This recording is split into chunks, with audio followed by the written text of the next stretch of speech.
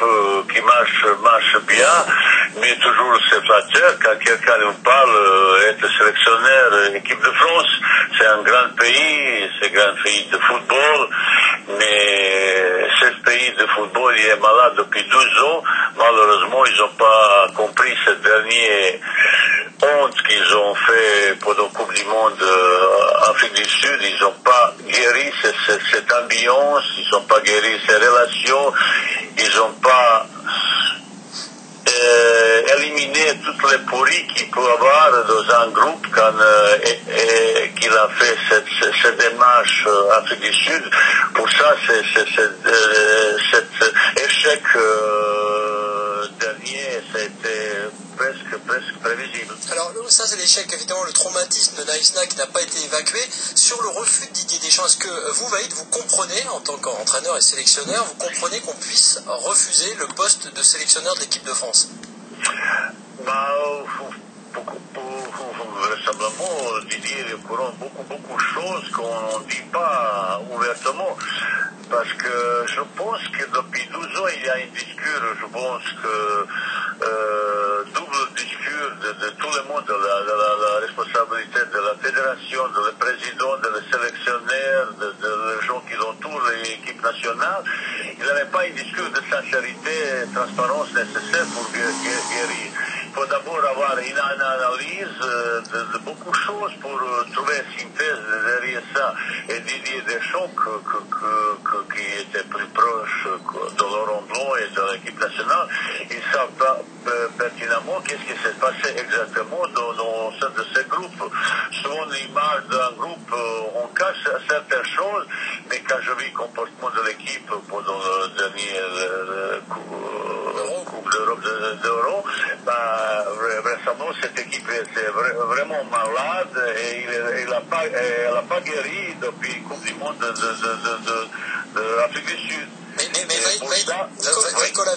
Vaïd, juste une question. C'est vrai que tu as la réputation d'être un entraîneur et un sélectionneur à poigne. En Algérie, tu as fait des choix qui ont fait beaucoup parler d'ailleurs au pays. Est-ce que tu ne crois pas qu'il faut aujourd'hui à la tête des Bleus quelqu'un qui prenne des décisions et qui tranche justement? Qu'est-ce qui manque aujourd'hui? Bien sûr, mais il faut savoir qu'est-ce que vous voulez. Vous savez, dans un groupe comme ça, c'est toujours pas meilleur joueur, ils n'ont pas sélectionné. Il faut sélectionner l'équipe, les joueurs qui sont capables d'obtenir bons résultats. Emile Jacquet, il a fait, comme vous savez tous, une chose qui s'est après montrée très efficace. Il a mené à ce moment de trois meilleurs joueurs, peut-être, mais qui ne peut pas entrer dans le groupe. La vie en groupe, c'est très compliqué. Il faut avoir beaucoup de complicité.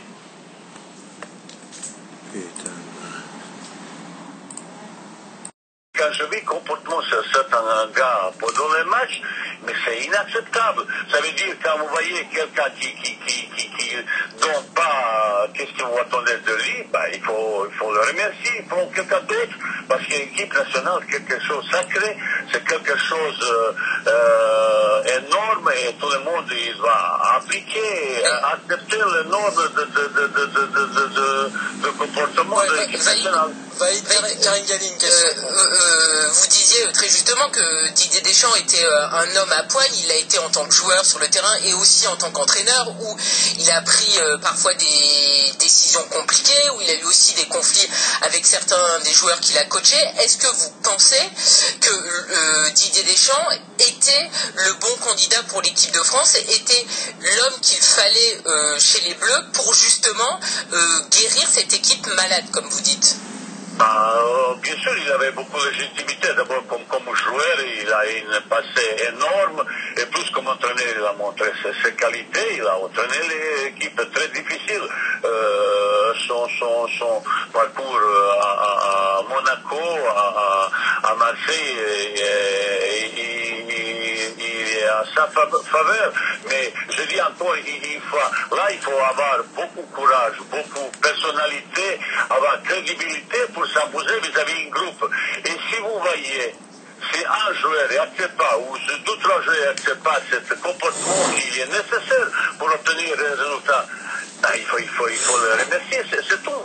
C'est choix qui fait le sélectionneur et tous autres, c'est difficile, mais si les choix, il n'y a pas bon, l'échec il est inéluctable après. Pour ça, ce sont responsables et sélectionneurs. Il faut assumer ces responsabilités quand vous prenez un boulot comme ça.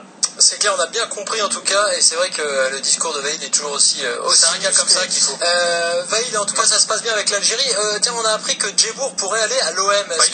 Oui, la vérité, on en a parlé à un moment là. C'est peut-être encore en cours. Vous avez des infos là-dessus? Bah écoutez, c'est pas moi qui choisis. C'était peut-être un jeune Didier Deschamps, donc maintenant... Chacun est fait comme il veut. Je dis encore une fois, quand je suis sélectionneur de l'équipe, il faut quand même s'imposer avec beaucoup d'approches différentes, sociologiques et psychologiques qui s'imposent. Il faut que tout le monde dise le même sens. La vie en groupe est très très fragile, et s'il y a un élément qui peut générer les problèmes et comme ça, c'est mieux tout de suite enlever, parce qu'après ça pose problème. Surtout dans un stage pendant un mois, la vie est groupe très important. De temps en temps, la vie groupe extérieur est beaucoup plus important comme comportement sportif, parce que ces comportements humains de temps en temps est plus important que le comportement sportif. Okay. Et dans un groupe, il faut surtout avoir des équilibres, de l'équilibre, des complémentarités, de beaucoup de choses que chacun se sent pour un groupe. Et c'est pas toujours facile, parce qu'aujourd'hui, égoïsme, individualisme, jalousie, donc tellement présence de certains le joueur, c'est avoir l'esprit. C'est plus en plus. Bon, tu nous envoies ton CV, Vahid, ok? Ouais. On fait suivre. On fera suivre aussi les conseils parce que aux futurs sélectionneurs, parce qu'effectivement on a bien compris que plus que la technique et la tactique, il faut déjà s'occuper du comportement de l'équipe. Mais ça, on l'avait. Pour sortir sur terrain, il faut préparer, c'est pour sortir un groupe. Vous savez, s'il y a des problèmes à l'intérieur du groupe entre les joueurs, ça va pas jamais donner un bon résultat sur le terrain. Merci en tout cas, Vahid, d'avoir été avec nous. On se retrouve nous dans